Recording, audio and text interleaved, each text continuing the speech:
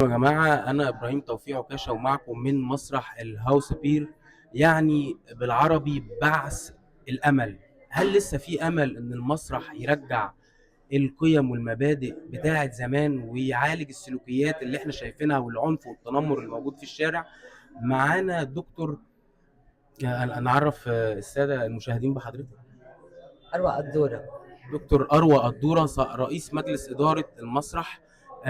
هل لسه يا دكتور المسرح هل لسه قادر يرجع المبادئ والقيم بتاعت أيام زمان؟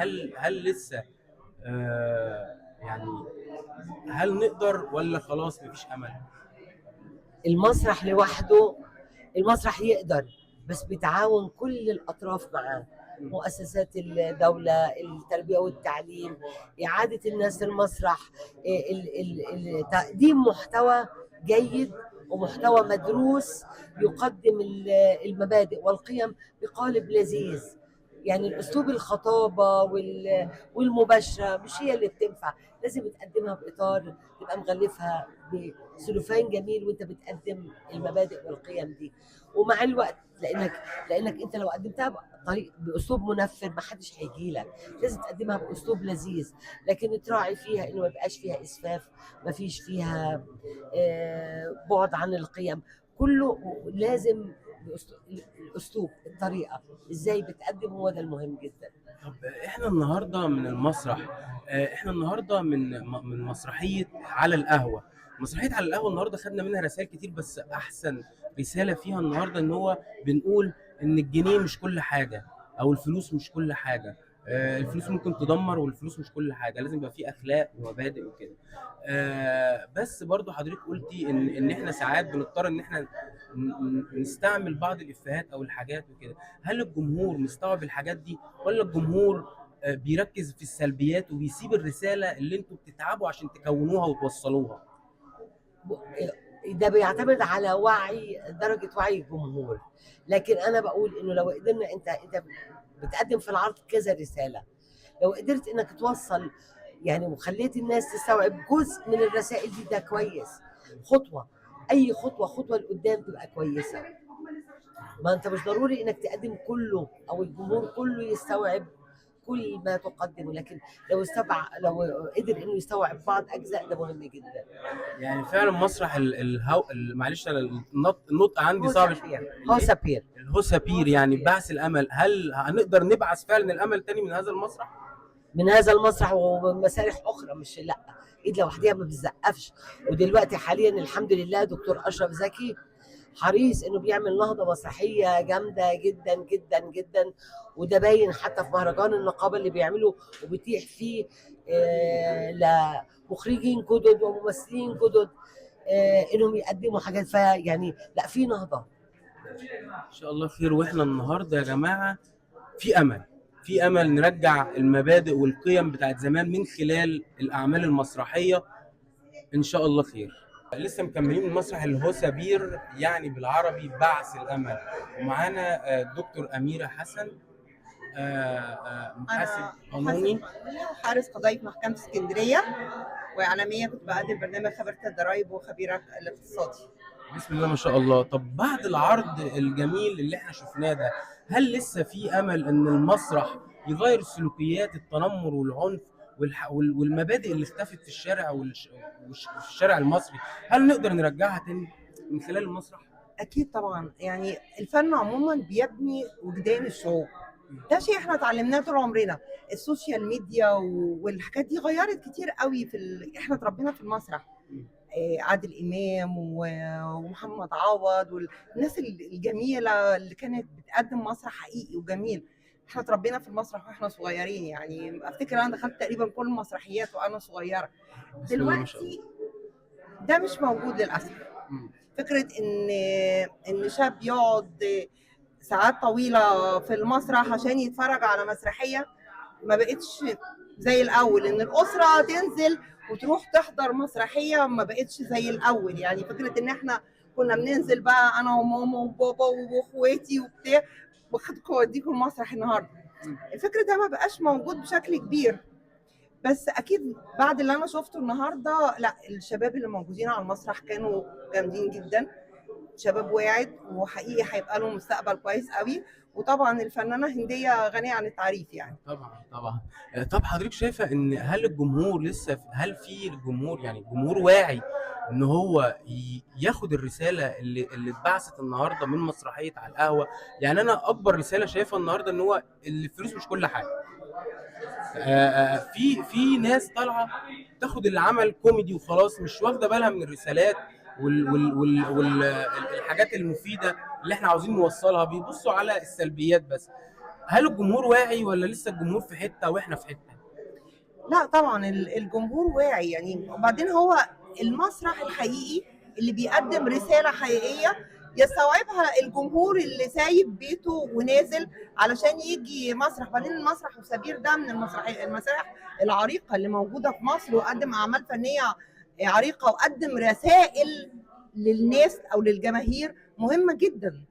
فلا هو فكرة انا قصدي من الموضوع، هل بقينا صعب نوصل الرساله زي يعني زمان كنا الرساله سهله توصل، هل دلوقتي؟ هقول لحضرتك هي الرسالة يعني حتى الموجودين جيل اللي هو يعني جينزي وكده؟ لا جيل. جيل زاد ده ما تلاقوش موجود في في المسرح يعني. هي الفكرة ان الجيل زاد هو بياخد معلوماته من سوشيال ميديا اكتر من ان هو يجي مسرح. بياخد معلوماته من الشات جي بي تي. هم دول اللي يعني دول بقى ربنا يستر عليهم، دول اللي انا ما اقدرش احكم عليهم نهائي يعني. ربنا معاهم.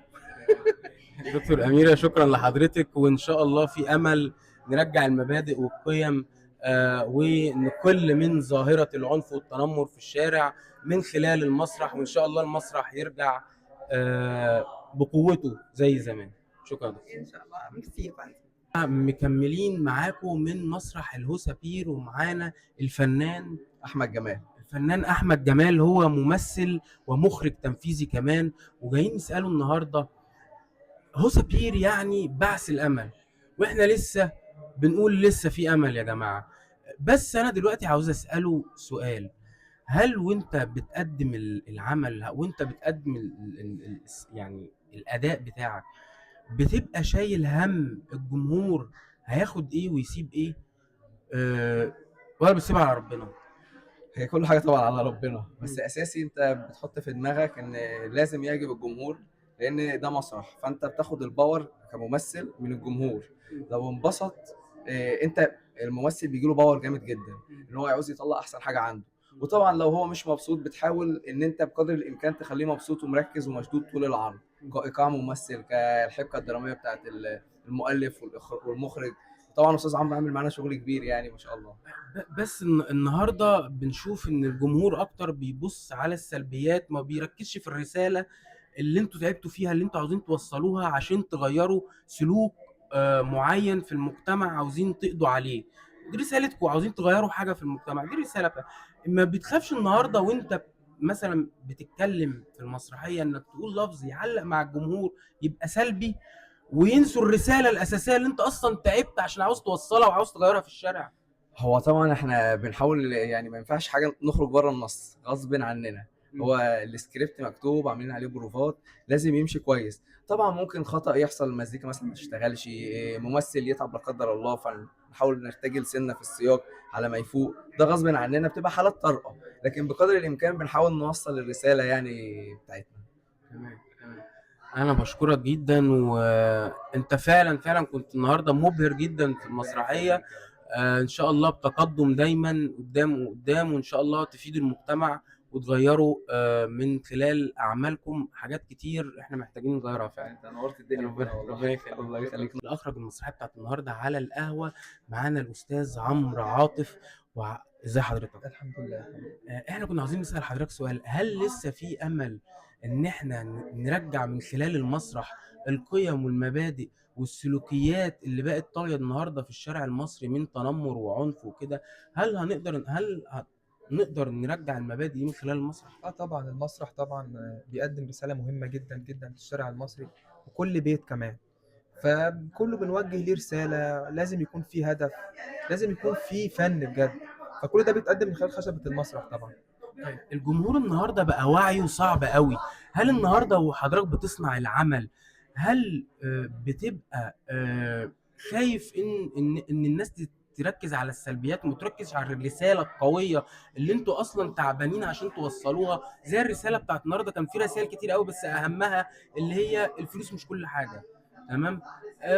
وطبعا في قواضي كتير اتعرضت بس كان دي اهمها يعني. هل يعني وعي الجمهور بقى صعب قوي؟ هل في شغلك بتقعد تنقي وتتعب عشان تعرف توصل الرساله من دون ما تاذي الجمهور؟ هو فعلا الوعي فعلا بقى صعب بسبب حاجات كتير جدا، ان الناس بدأت تكسل، او معظمهم طبعا تكسل إنها تيجي المسرح.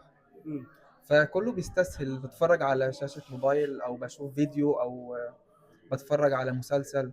انما فكرة ان انا انزل من البيت علشان اروح المسرح بقت صعبة قوي دلوقتي. فعلشان نوصل للناس ان هم يجوا يتفرجوا علينا لازم نغريهم بالشكل العام، يعني استعراضات، شكل الديكور، الممثل اللي هيأدي. لازم الناس تستعد فعلا انها تيجي المسرح. تمام. بس يعني انا برضو عاوز اقول حاجات. هل النهارده واحنا بنصنع العمل، يعني في حد بيصنع عمل تجاري، في حد بيصنع عمل عنده هدف، عنده حاجة عاوز يقدمها. فهل النهارده احنا معظم الناس اللي موجودة في الساحة ماشية ورا التجاري، ولا لسه في امل وفي ناس شغالة بالمبادئ وعاوزة توصل من خلال المسرح رسائل وحاجات عشان نغير السلوكيات؟ هو حضرتك فعلا قلت حاجة مهمة جدا فعلا. للأسف معظم الناس برضه، أو معظم اللي في الساحة شايفين إن الموضوع الفني أو العمل الفني هو تجارة. فلا، أنا اتعلمت إن العمل الفني هو رسالة. يعني ده مبدأنا فعلا، إن إحنا نقدم رسالة ننفع بيها الناس كلها. هنا استاذ عمرو عاطف بيأكد علينا، مخرجنا العظيم بيأكد علينا ان اي عمل مسرحي لازم يبقى ليه رسالة. كفايه بقى الجاره بقى بالعقول، صح يا كده؟ ريت، صح. شكرا، ونراكم في حلقة أخرى. مع السلامة.